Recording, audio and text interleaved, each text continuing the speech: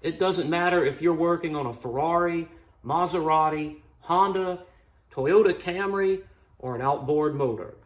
The principles and methods behind changing a timing belt are all the same, and I'm going to show those to you today.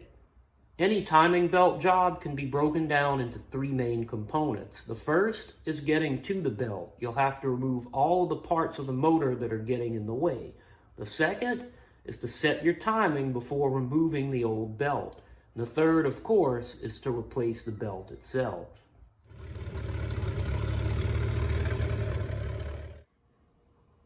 Let's take a look at all the tools you'll need for the job. We'll need a large ratchet and a large millimeter socket for the flywheel nut. When working on any outboard motor, it always helps to have a dedicated set of 1/4-inch drive millimeter sockets. I keep these sockets on the boat at all times in case I have a breakdown. You'll want a 1/4 drive ratchet with extension and a driver like this one, as well as a couple of boxed in millimeter wrenches. It also helps to have adapters, a paint marker, and a magnetic tool for retrieving dropped bolts. To remove the flywheel, I made two custom tools. This is a harmonic balance puller from an auto parts store. I had to use some customized bolts and washers in order to get it to work with my application. I also made this tool out of bolts and steel to help hold the flywheel still while I turn the nut on top. As always, none of this could be possible without a hot cup of coffee and a greasy ball cap. So the first thing we'll do is pull off the cover.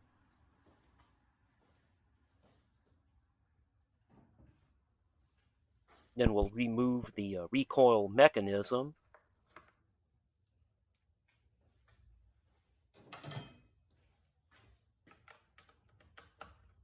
There's just 3 small bolts that hold that mechanism in place. They come off very easily.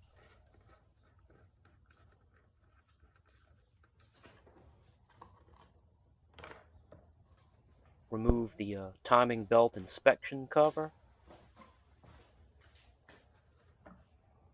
Then the recoil comes off, exposing the flywheel. Now here comes that special tool. It's meant to hold the flywheel still while I put the breaker bar on the nut, and we'll start to turn. And that popped off pretty easily.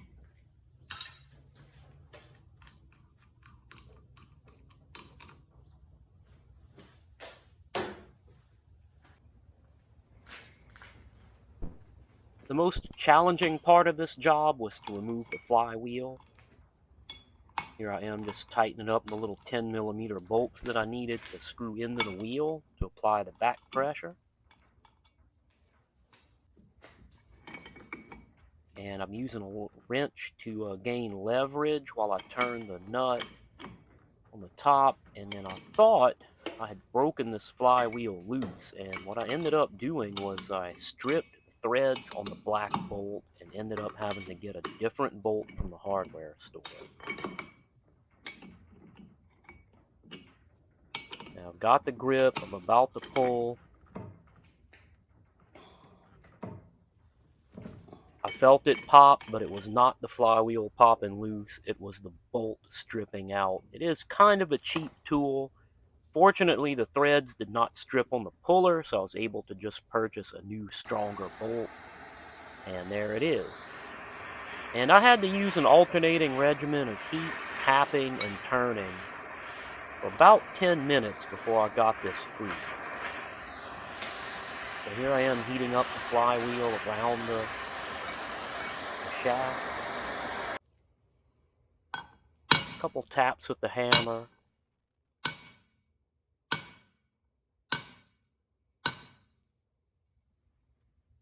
And there it goes.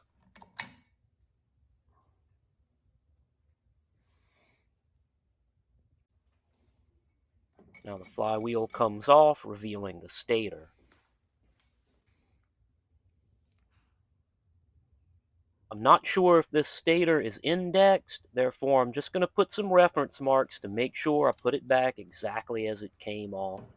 Not all stators on outboards are indexed, some you can put on incorrectly. So I loosen the 3 little bolts that hold the stator in place, and they're pretty easy to remove as well.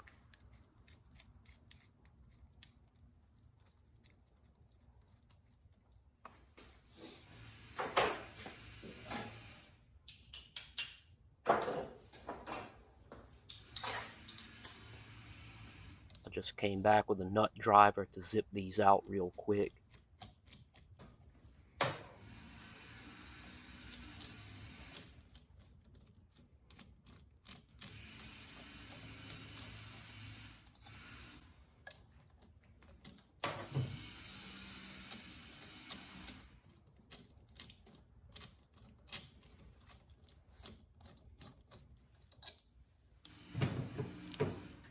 And now the stator lifts straight off, and I'm just going to gently place this to the side.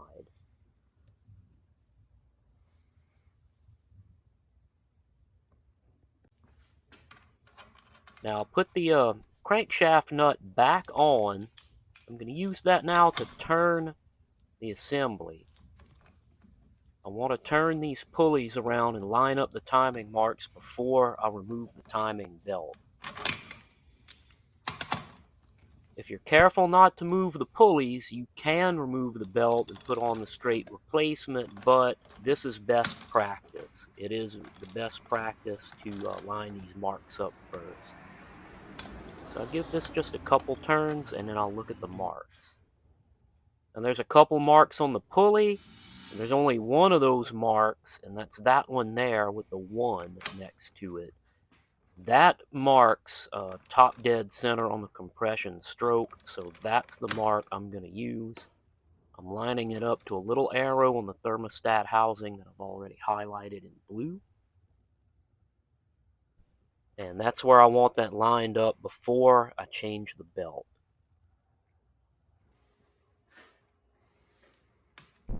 In order to remove the belt, I'll have to get the temperature sensor out of the way. And that involves removing the top of the thermostat housing. I want to do that anyway because I want to look down in there to see if there's any crud in that housing.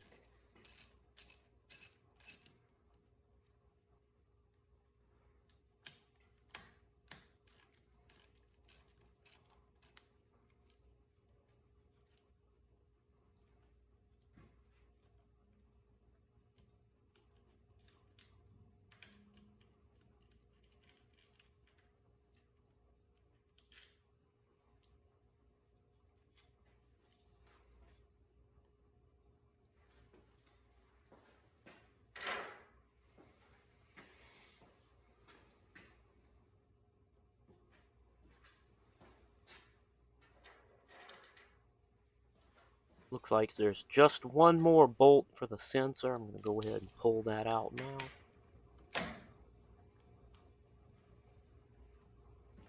And there is a good bit of crud on that sensor, so I'm just going to clean that out thoroughly before I move on.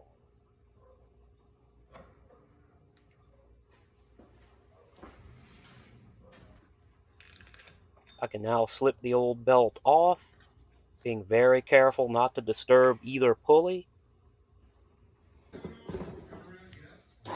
And I'll give everything a good clean. I'll pull some of the crud out of that thermostat housing and just vacuum up any dust that has gotten underneath that flywheel and stator assembly.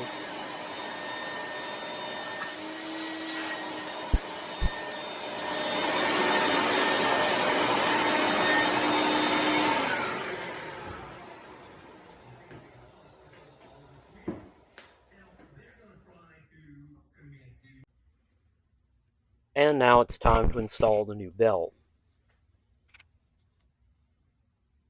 There are markings on the belt to indicate how it's installed. I think letters go up. And there's actually a couple of marks on the belt that correspond with the other 2 marks on the pulley. And I'm now trying to just slip that on. It was a bit of a tight fit. You just have to be very careful not to disturb the position of either pulley when you do this.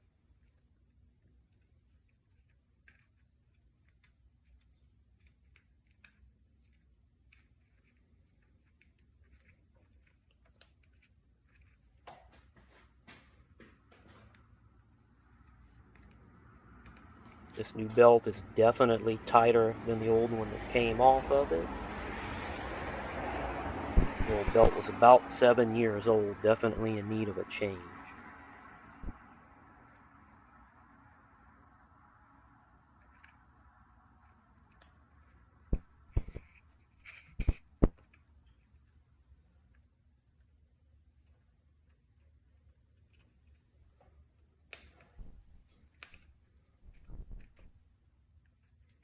And right here, I bumped the camera with my shoulder.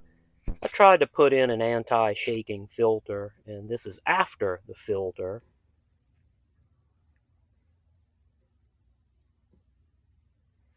And I think this is where I finally was able to get it to slip on.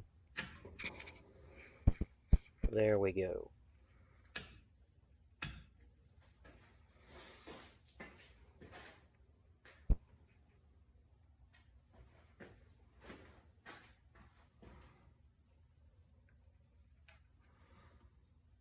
And I'm here checking all the marks, the belt marks, the pulley marks, the timing marks, to make sure that everything is still lined up.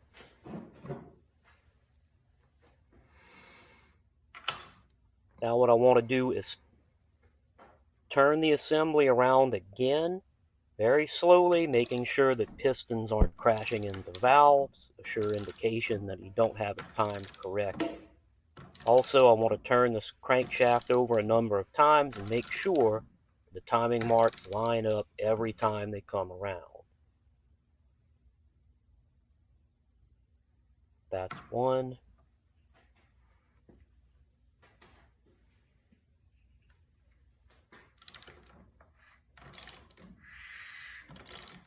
And I believe it was 2 revolutions of the crank to 1 revolution of the camshaft.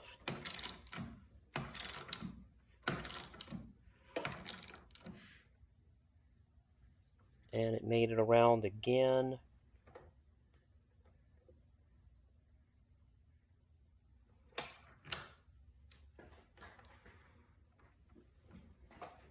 Now the next time I do the test, I'm going to put my thumb in the spark plug hole on the number 1 cylinder, and we'll make sure that we're on the compression stroke when that timing mark comes around.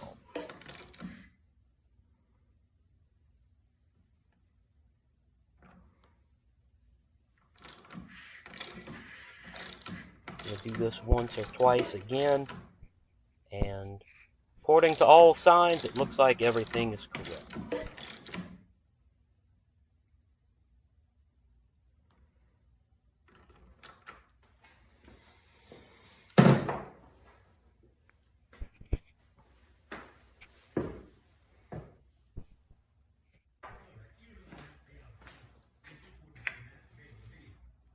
I'm now going to return the thermostat housing to its place and refasten the bolts that hold it in. I want to check, make sure that O-ring is good and clean. I didn't change it, it was in good shape. And I bumped the camera again.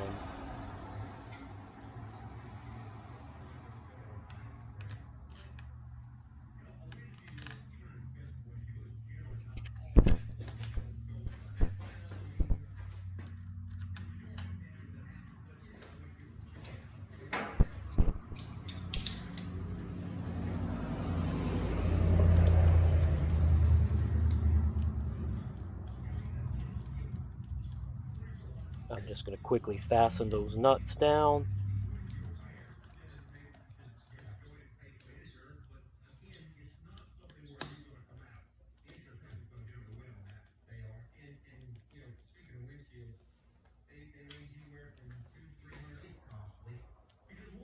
Now here's where I come back with the torque wrench. This is a small torque wrench that is on inch pounds.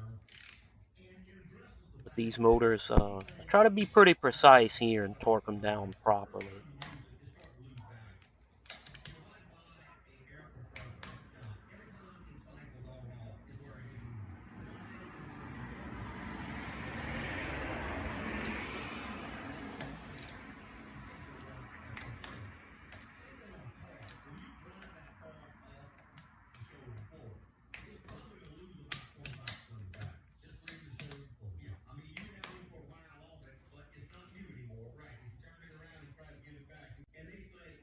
Now we can reinstall the stator. It turns out this one was indexed. There was only one way that it could fit on the engine, but I did have those marks on there just in case. When in doubt, a paint marker is your best friend.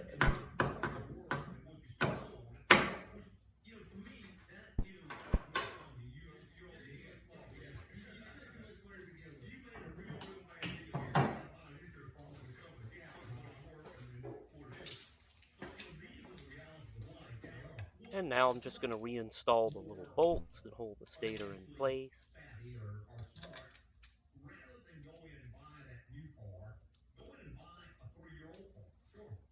Again, a nut driver gets these in nice and quick.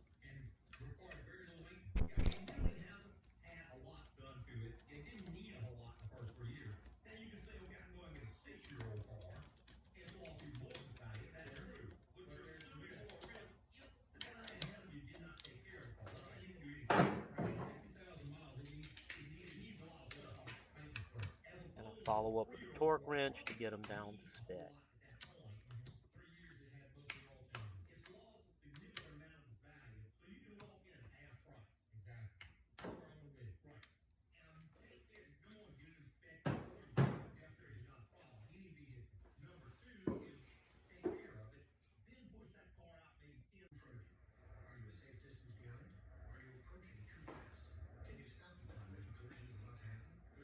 Here I am reinstalling the Woodruff key. Don't want to forget this.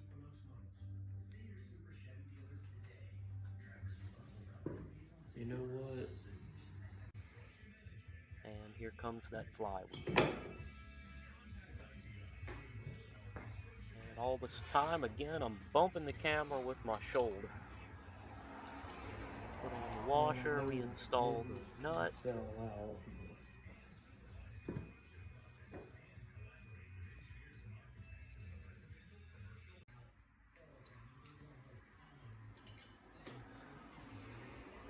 I'm going to use my custom tool to hold that flywheel in place while I tighten this down to torque.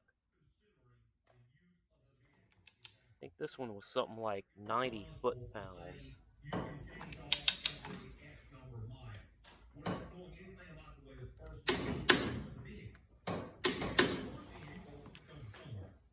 And so future me doesn't have to look it up, I'm just going to write down the size of this nut.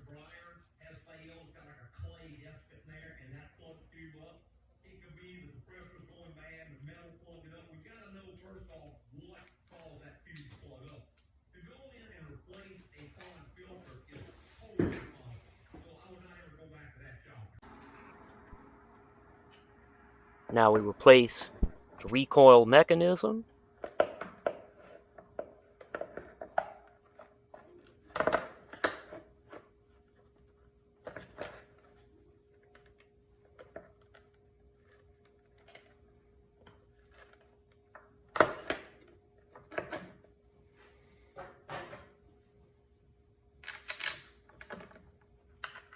Insert the 3 small screws that hold that into place.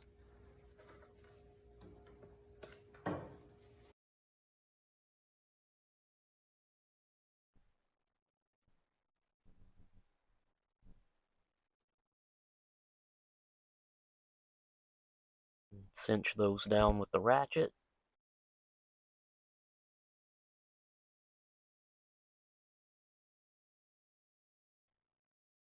Next, I replace the timing belt inspection cover.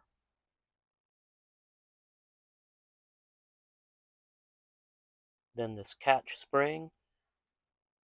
The spring was actually very difficult to pull back onto its mount, but what I ended up doing was using a little trick that I learned from Ed China on Wheeler Dealers, and that was just to use a little piece of mechanics wire to slip that spring into place. And now all that's left is to throw on the cover and give it a test run. It looks like this timing belt job is a success. If you enjoyed this content, please hit the like and subscribe button, and ring that notification bell, and I'll see you again on Southern Road.